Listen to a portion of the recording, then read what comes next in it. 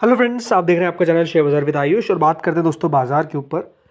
Friends, आज कह सकते हैं हमारे मार्केट्स जो चांसेस थे कि काफ़ी नीचे खुलेंगे, खुले तो वैसे ही, लेकिन बाद में आप कह सकते हैं रिकवर करें और बिल्कुल अपने दिन के हाईस की तरफ जाकर दोस्तों मार्केट्स में क्लोजिंग देखने को मिली है। राइट, जो क्लोजिंग हम कह सकते हैं कि एक्सपेक्टेशंस थी कि आज मार्केट्स में फॉल देखने को मिलेगा, क्योंकि कल जिस तरीके से यूएस मार्केट्स में गिरावट देखने को मिली थी उसका असर आ सकता है। बट आई थिंक आज कह सकते हैं मार्केट्स ने रेजिलियंस दिखाया और 22,500 के नज़दीक जाकर दोस्तों निफ्टी बंद होता है, which is close to 37 points.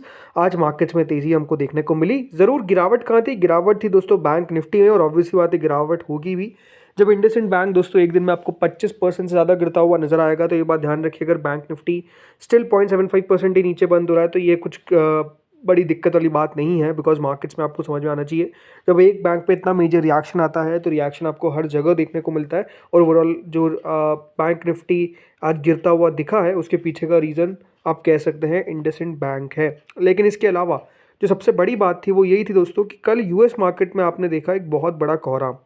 Nasdaq दोस्तों कल के दिन 4%, ये बात ध्यान रखिए, इंडेक्स है ये जो 4% गिरता हुआ दिखा है, और पिछले एक महीने के अंदर नेस्डेक जो है वो अब आपको 11% से ज़्यादा करेक्ट होता हुआ दिख गया है। इसका मतलब ये है कि दोस्तों नेस्डेक के अंदर आप समझ सकते हैं कि एक बहुत अच्छा करेक्शन हमको देखने को मिल रहा है, और जो गिरावट है वो बेसिकली बढ़ती हुई दिख रही है। क्योंकि एक बात ध्यान रखिए, जब 4% इंडेक्स आपको गिरता हुआ दिखता है तो एक्सपेक्टेशंस ये होती है कि रिकवरी देखने को मिलेगी। राइट, शुरुआत 2-2.5% से हुई, उसके बाद वो बढ़ते बढ़ते 3% हुआ और फिर 4%। और ये बात ध्यान रखिए, बिल्कुल जो दिन का लो है, राइट, उसके आसपास तो तब भी बंद नहीं हुआ।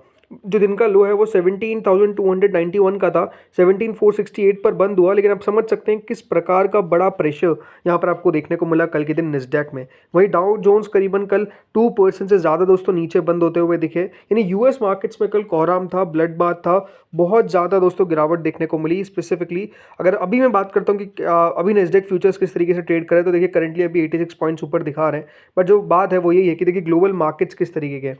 डाउ फ्यूचर्स जरूर आप देखेंगे अभी तो 62 पॉइंट्स ऊपर है, नेस्डैक 86 पॉइंट्स ऊपर दिख रहा है।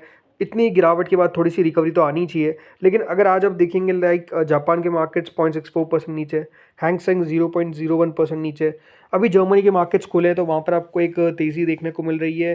फुट्सी के मार्केट्स यानी जो फुट्सी यानी ब्रिटेन मार्केट है वहाँ पर थोड़ी गिरावट है, और फ्रांस में थोड़ी सी तेज़ी है।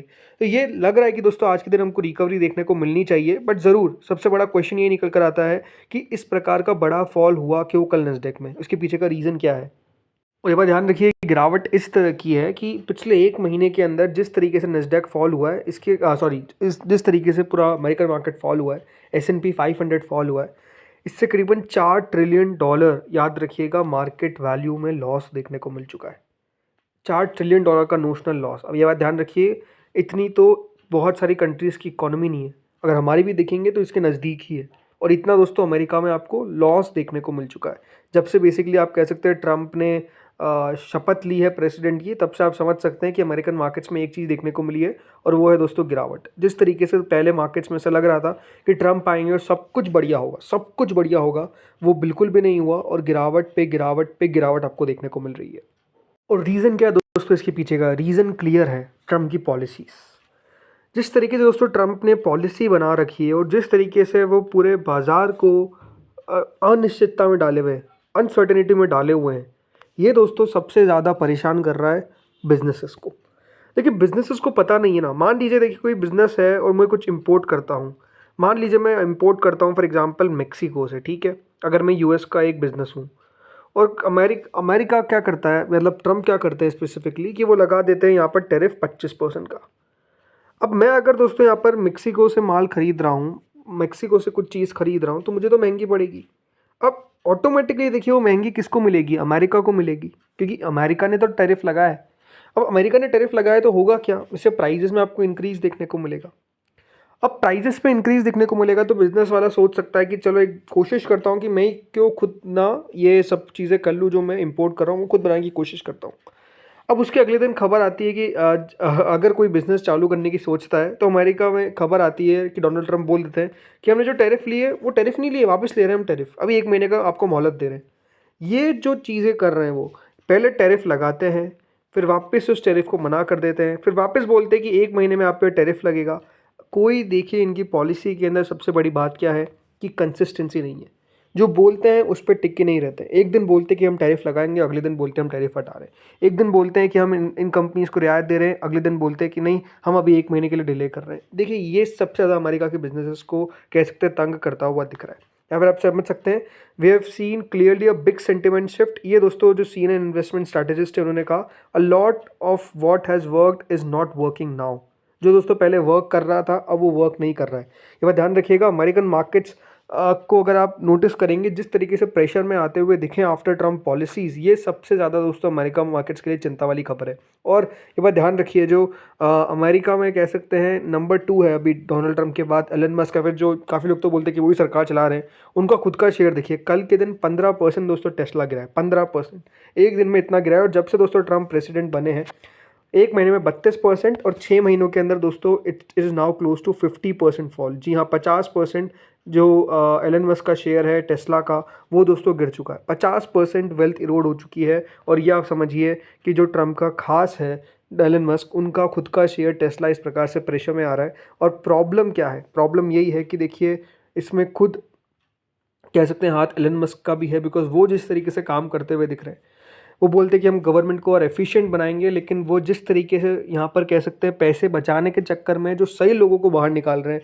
वो भी हम कह सकते हैं अब देखिए अमेरिका के लिए बहुत ज़्यादा मुसीबत में है। क्योंकि हो क्या रहा है देखिए, बोलते हैं कि हाँ ये काम का नहीं है इसको निकाल देते हैं, फिर बाद में दूसरे को जिसको काम में लेकर आते हैं राइट, वो बोलता है कि मुझे तो उतना एक्सपीरियंस ही नहीं है। फिर वापस से जिनको निकाला जाता है गवर्नमेंट एफिशिएंसी के नाम पे, जिनका डॉज है DOGE, उसमें काफ़ी देखिए जो अमेरिका के अभी एम्प्लॉयज़ है, सरकारी एम्प्लॉयज़ है, उनको निकाल देते हैं। वो बाद में बोलते हैं कि नहीं आपको वापस आना पड़ेगा, फिर बोलते हैं निकाल देते हैं। तो ये अपने आप में देखिए एक प्रॉब्लम बनी हुई है कि जिस तरीके से वो डॉज को एफिशिएंटली जो अमेरिका में लग रहा था कि देखिए चलाएंगे, अब ऐसा बिल्कुल भी नहीं लगता है। और अब इस पर ट्रम्प टेस्ला के जो ओनर एलन मस्क, उनका खुद का स्टेटमेंट आया। कल उनसे पूछा गया जब इतना शेयर गिर गया कि आपका शेयर गिर रहा है आप क्या कर रहे हैं, तो एलन मस्क ये एडमिट करते हैं कि managing business is very difficult. मतलब दोनों चीज़ साथ में, डॉज भी संभालना और बिजनेस को भी संभालना ये काफ़ी डिफिकल्ट है। और ये बात ध्यान रखिएगा उनका खुद का जो शेयर है वो इस तरीके से टूटा है कि ऑलमोस्ट $130 बिलियन याद रखिएगा गायब हो चुके हैं। और इन्वेस्टर्स अब वरी कर रहे हैं बिकॉज मस्क का डिवाइड है अटेंशन और पॉलिटिकल टाइस राइट। ये अपने आप में बहुत ज़्यादा मुश्किल हो रहा है अब जो एलन मस्क के शेयर होल्डर्स हैं उनके लिए भी कि किस तरीके से वो काम कर रहे हैं। और क्योंकि देखिए उन्होंने मार्केट को इस तरीके से कह सकते हैं घुमा रखा है, इस तरीके से देखिए मार्केट को उलझा रखा है कि आज दोस्तों सिटी ने क्या किया, सिटी ने एलोकेशन डाउनग्रेड कर दिया। और यहाँ पर US का जो स्टॉक एलोकेशन है वो डाउनग्रेड कर दिया, बल्कि इकोनॉमी को भी देखिए अब तो जो एनालिस्ट है वो डाउनग्रेड करते हुए देखने को मिल रहे हैं। और सिटी ने कहा है कि उन्होंने डाउनग्रेड किया है US के स्टॉक रिकमेंडेशन को टू न्यूट्रल, और चाइना को अपग्रेड कर दिया है क्योंकि यहाँ पर US इकोनॉमी में ने no longer outpace the rest of the world in the coming months. मतलब अब एक्सपेक्टेशंस दोस्तों ये है कि जो US की इकोनॉमी है वो उतना बेहतर नहीं कर पाएगी जितना बाकी इकोनॉमीज बेहतर कर पाएगी, ये दोस्तों अब कहा जा रहा है। अब टैरिफ का देखिए इशू जो आप कह सकते हैं लगातार है, चल ही रहा है। और जैसे अभी देखिए एक दिन ट्रम्प का स्टेटमेंट निकल कर आया था जिसमें कहा था कि हम इंडिया को एक्सपोज कर रहे हैं, तो आज दोस्तों इंडिया का भी एक स्टेटमेंट निकल कर आया और इंडिया ने क्या कहा है कि there is no commitment to tariff cut after Trump's tax cut claim. ये दोस्तों जो ट्रम्प ने क्लेम किया था इस पर आज इंडिया का स्टेटमेंट निकल कर आ गया कि हमने कोई ऐसा कमिटमेंट नहीं किया है कि हम टैरिफ को कट करेंगे। तो आप समझ सकते हैं कि देखिए ये टैरिफ को लेकर जो बातें हैं राइट, ये सिर्फ इंडिया के साथ नहीं है, मेक्सिको, कनाडा, अब देखिए सबके साथ ये इशू देखने को मिल रहा है। बिकॉज कोई भी ऐसे एकदम से टैरिफ नहीं हटा सकता है। ऐसा नहीं होता है कि आपने कहा कल हटाओ हटा देंगे, ऐसा नहीं होने वाला है राइट। और इसीलिए दोस्तों अब जो यहाँ पर कह सकते हैं ब्रोकरेजेस है वो भी ऐसा लग रहा है कि भारत के अंदर उनको लग रहा है कि बहुत गिरावट देखने को मिल चुकी है। और इसलिए आज मॉर्गन स्टैनली का भी यहाँ पर बयान आया जिसमें उन्होंने कहा कि भारत के स्टॉक मार्केट बहुत ज़्यादा अट्रैक्टिव लगते हैं, वैल्यूएशंस चीपेस्ट है सिंस कोविड। जी हाँ, ये कहा है कि वैल्यूएशंस आपको काफ़ी कम देखने को मिल रही है कोविड के बाद। अब दोस्तों कह सकते हैं कमी देखने को मिल रही है वैल्यूएशंस के अंदर और अच्छी लग रही है, ये उन्होंने साफ साफ कहा है। स्पेसिफिकली देखिए उन्होंने ये भी कहा है कि जिस तरीके से भारत का बाजार रहा है और ग्रोथ आउटलुक, उन्होंने कहा है कि अब यहाँ पर स्टॉक पिकर्स के लिए एक मार्केट अनफोल्ड हो रहा है। मतलब अगर आपको स्टॉक पिक सही करना आता है, सही जांच करनी आती है शेयर की, तो यहाँ पर लग रहा है कि अब यहाँ पर डेफिनेटली मार्केट्स आपको बढ़िया रिटर्न दे सकता है अगर आप सही शेयर पकड़ते हैं। और ये बात भी देखिए इंटरेस्टिंग है कि 2-3 अगर आप यहाँ पे पॉइंट देखेंगे, लाइक सबसे बड़ी बात जो अब नज़र आ रही है वो ये है कि FIs की कल सेलिंग में कमी देखने को मिली। रुकावट तो नहीं आई है बट कल ओनली 485 करोड़ का बेचा है। आज का जो डेटा रहेगा एफआईज का वो बहुत क्रूशल रहेगा, राइट। ये डेटा बहुत इंपॉर्टेंट है कि क्या एफआईज अपनी अब सेलिंग भारत में रोक रहे हैं, क्या कम कर रहे हैं, क्या धीमी कर रहे हैं। ये एक इंपॉर्टेंट बात है क्योंकि लगातार दोस्तों डीआईज ने तो मार्केट को सहारा दिया ही है, लेकिन एफआईज जिस तरीके से डेफिनेटली एक सेलर्स निकल कर आए और जिस तरीके की हैवी सेलिंग करी इसने मार्केट को बहुत डैमेज किया है। और आज जिस तरीके से अगर आप मार्केट देखेंगे, एक्सपेक्टेशंस पूरी थी कि मार्केट्स गिरेंगे, लेकिन आज गिरे नहीं। तो ये भी अपने आप में एक अच्छी बात है कि मार्केट्स में अब आपको एक थोड़ा सा रेजिलियंस देखने को मिल रहा है। जो हमने बड़ी गिरावट का सामना किया है, ऐसा लगता है कि हम नियर एंड है। अगेन गलत भी हो सकते, कोई बड़ी बात नहीं है, बट लेट्स सी होता क्या है। तो दोस्तों इस वीडियो में इतना ही था। होपफुली वीडियो बढ़िया लगा होगा आपको। अगर लगा तो लाइक कर देना, चैनल को सब्सक्राइब कर देना। Thank you friends watching this video.